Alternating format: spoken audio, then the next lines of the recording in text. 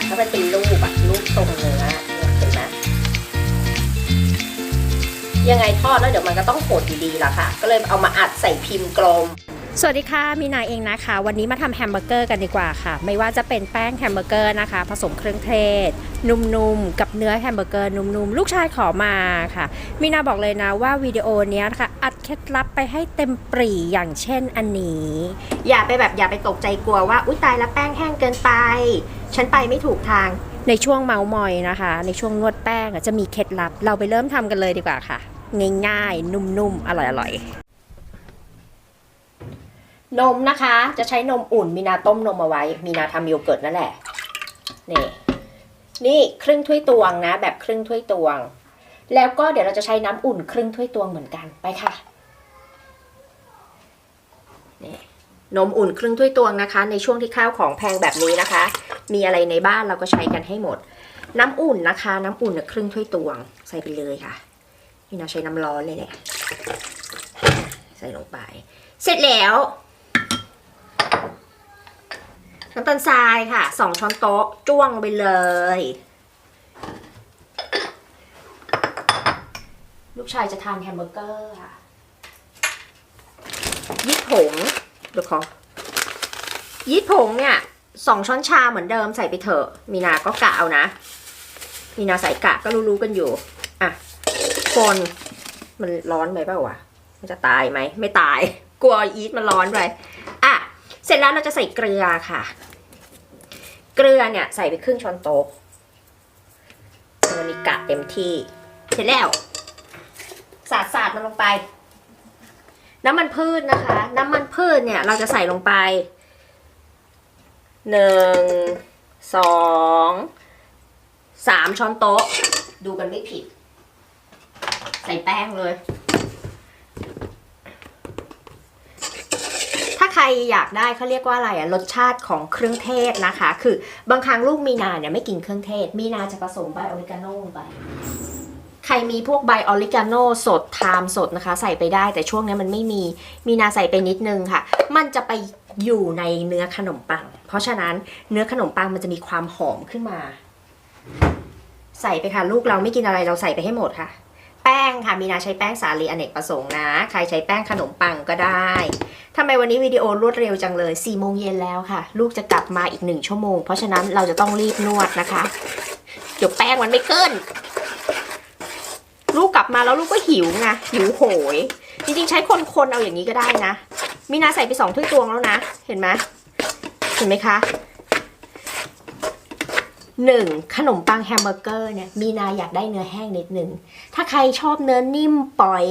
กินแล้วค่อนข้างเลี่ยนนิดนึงใส่โยเกิร์ตไป2 ช้อนโต๊ะนะแต่ว่าถ้าใครอยากได้แบบว่าฉันต้องการลดสัมผัสของเนื้อ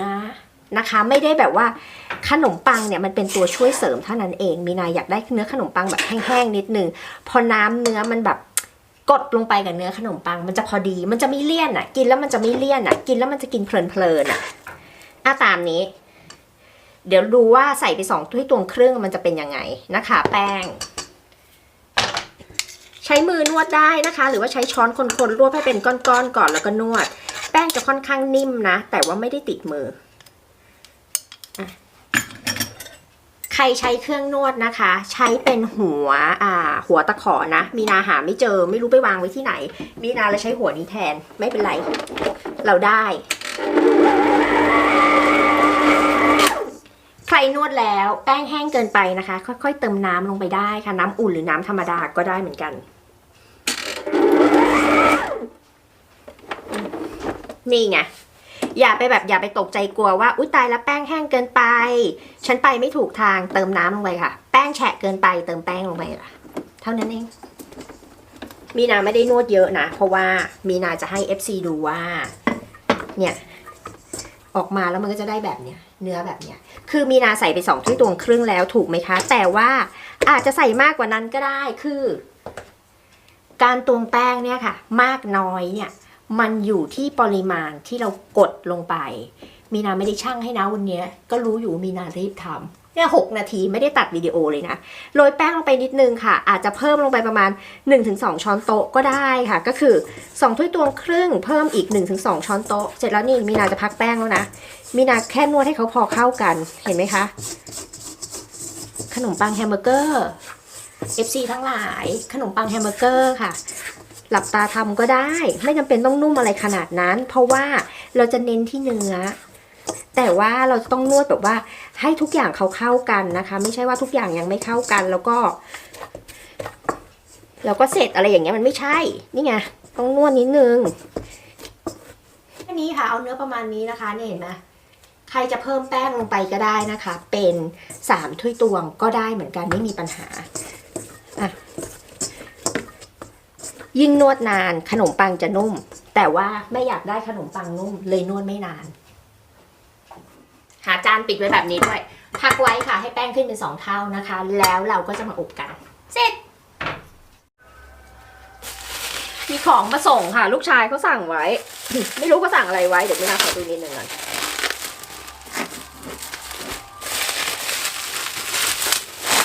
โอ้โหลูกชายสั่งกระทะ เอาค่ะเดี๋ยวดูซิว่าเป็นกระทะแบบไหนเขาบอกว่าในยามที่แม่ไม่อยู่หนูจะทำกับข้าวเองในยามที่แม่ออกไปซื้อของหรืออะไรอย่างเงี้ยเขาดูหน่อยอุ้ยตายน่ารักเล็กๆกระทัดรัดเนี่ยค่ะลูกสั่งกระทะมาเดี๋ยวขอดูหน่อยสิ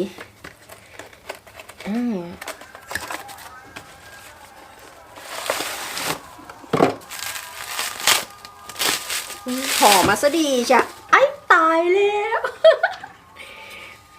อ่ะด้ามก็ถอดได้เหมือนเดิมไหนดูซิเอาเข้าเตาอบได้ด้วยอ่ะด้ามถอดได้นี่ลูกสั่งอะไรมาวะขออ่านหน่อยดิเหมือนกับตัวเนี้ยค่ะเดี๋ยวมีนาจะทำเป็นไอแฮมเบอร์เกอร์ใช่ไหมเดี๋ยวจะเอาเนื้อแฮมเบอร์เกอร์ยัดลงไปแล้วก็เป็นไข่ดาวall in one ค่ะ frying pan นะคะมีนาก็อ่านซะสำเนียงภาษาไทยเลยช็อกอัชมาหรือตกคุ้มทาวาตกคุ้มทาวาก็จะเป็นเขาเรียกว่าร้อนช้าค่ะแต่พอร้อนแล้วเนี่ยร้อนนานมันก็ไม่ก็ดีเนาะอันนี้ก็เป็นพวกไส้กรอกขนมปังอะไรพวกเนี้ยเอาเตาแม่เหล็กเตาไฟฟ้าได้อยู่นะเขาบอกว่าสำหรับมันเอาเข้าเตาอบได้นะเพราะมันถอดได้เขาบอกว่าใช้เตาแม่เหล็กไฟฟ้าไม่ได้นะส่วนเตาไฟฟ้าธรรมดาเนี่ยมีนาไม่รู้เพราะบ้านมีนาไม่มีมีนามีแต่เตาแก๊สเดี๋ยวจะล้างแล้วก็เดี๋ยวให้ลูกชายใช้เลยละกันตัวนี้รัก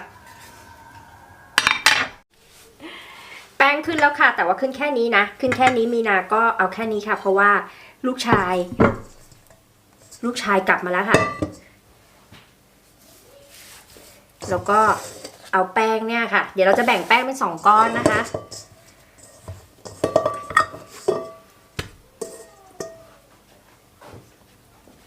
เห็นไหมว่าแป้งเขาแบบว่าดีงามพระราม8 แบ่งเลยค่ะเป็น2 ก้อน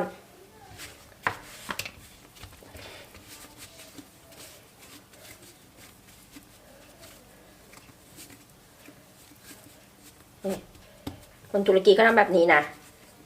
เสร็จแล้วเขาก็จะรีดมีนาก็ไม่เข้าใจเหมือนกันทำไมเขาทำแบบนี้แต่ว่า ออกมาแล้วมันก็ดูดีอ่ะจริงๆเราจะปั้นเป็นก้อนกลมๆก็ได้ค่ะแต่ว่าวันนี้ขอเป็นสูตรคนตุรกีนิดนึงนี่นะคะเราจะรีดเขา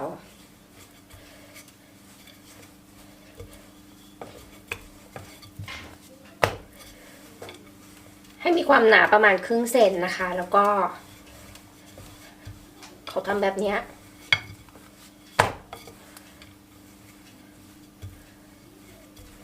มีความหนานิดนึงประมาณครึ่งเซนโรยแป้งนิดนึง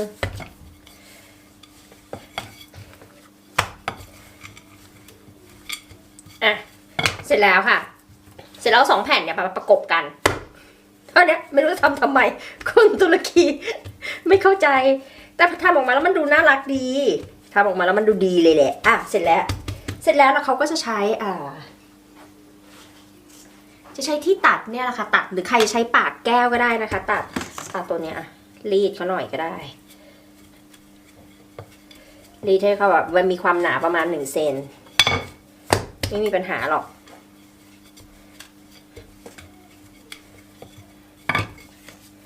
แป้งก็ดูน่ารักนะแล้วก็ตัดเลยค่ะตัดเป็นกลมๆวางบนถาดค่ะที่ทาด้วยน้ำมันนะคะหรือวางบนถาดที่รองด้วยกระดาษไขของมีนารองด้วยกระดาษไขตลอดแหละ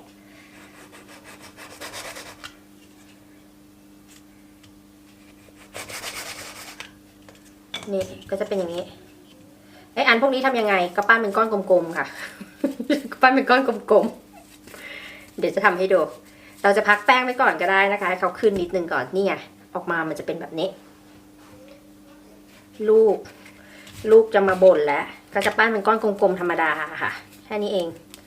คุณมีนาทำอะไรให้มันเรื่องมากใช่ไหม ทำของให้มันเรื่องมากแค่นี้เองค่ะเสร็จแล้วเดี๋ยวเราก็กดแบนๆนิดนึงแล้วก็ไปวางบนถาดได้เลยนี่ไงเนี่ย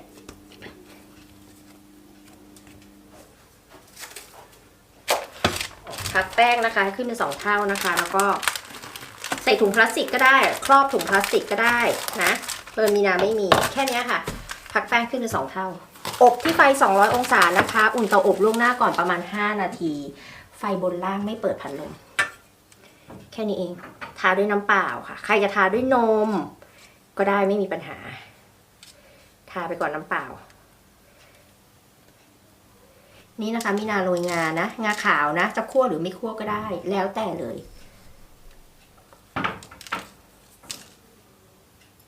ตัวนี้นะคะเราจะกดให้แบนนิดนึงเห็นไหมไอตัวที่เราปั้นเป็นก้อนกลมๆอ่ะ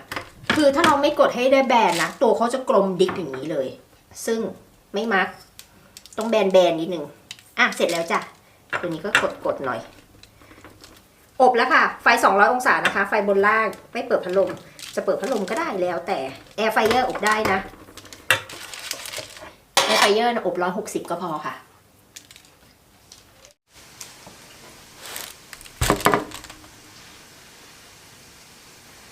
อบมาแล้วค่ะ15 นาที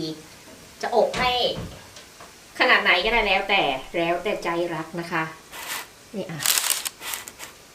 ตัวกลมของเราตัวกลมก็ดูน่ารักดีเนี่ยค่ะเห็นไหมคะตัวกลมของเราเย็นแล้วนี่เดี๋ยวเราทิ้งไว้ให้เขาเย็นนะคะแล้วเราค่อยมาตัดกันระหว่างนี้มีนาว่าที่มันตัดอย่างเงี้ยรูปลักษณ์มันว่าร้อนเดี๋ยวเราค่อยมาดูกันนะร้อนไม่ไหว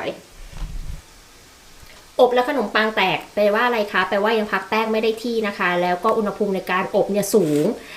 กลูเตนเขาเลยดันออกมาแตกซึ่งมันไม่เป็นปัญหานี่เวลาโชว์มีนาก็เทินหันอย่างนี้กับหันอย่างนี้แล้วก็โชว์แต่จริงๆแล้วมีนาจะบอกว่าของมีนาก็แตกเป็นเรื่องปกติเพราะว่ามีนาไม่พักแป้งมากนะคะลูกหิวไม่เป็นไรค่ะเดี๋ยวก็หมดไปอย่าไปซีเรียสเรื่องรสชาติเป็นพอขนมปังโฮมเมดเยอะแยะปากแตกแบบเนี้ยที่ไปกินที่ร้านนะคะใช่ไหมตามนั้นแหละ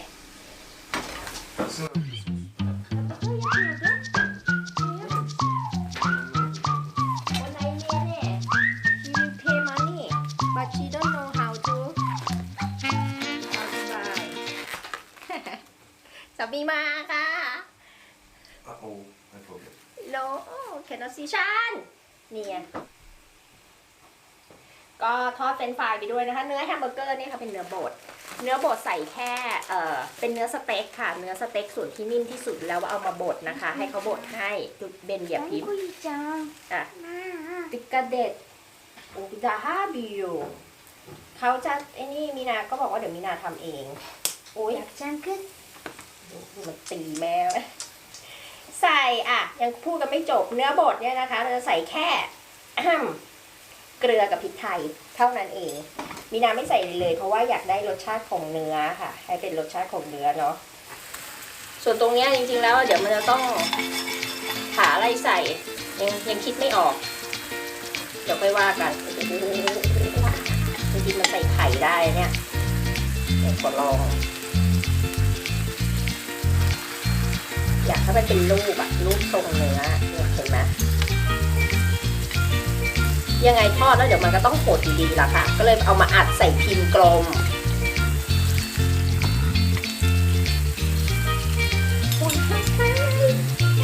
ตรงนี้ก็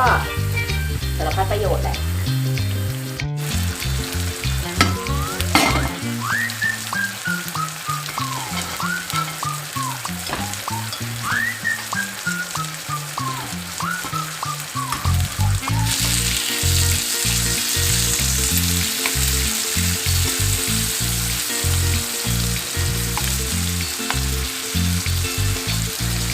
เห็นไหมเนื้อมันก็จะโหด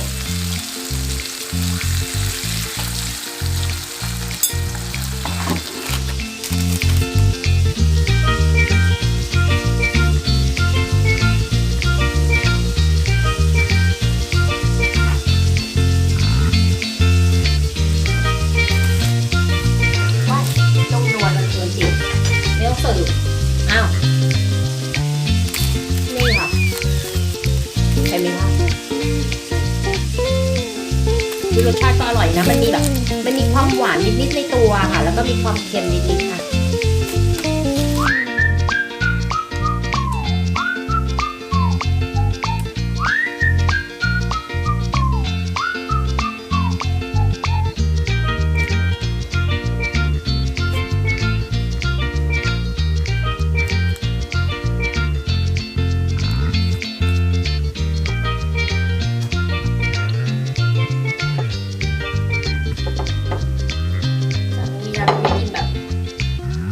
ชีสอะ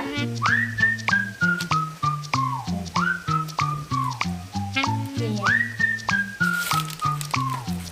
อย่างเงี้ยไปค่ะลองกินดูสิเราจะรู้ว่ามันอร่อยมาก